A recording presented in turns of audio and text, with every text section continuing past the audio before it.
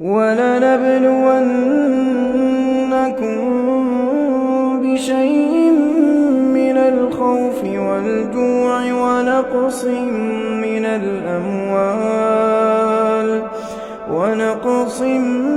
مِّنَ الْأَمْوَالِ وَالْأَنفُسِ وَالثَّمَرَاتِ ۗ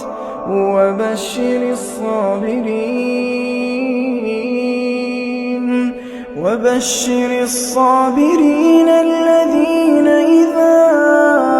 أَصَابَتْهُم مُّصِيبَةٌ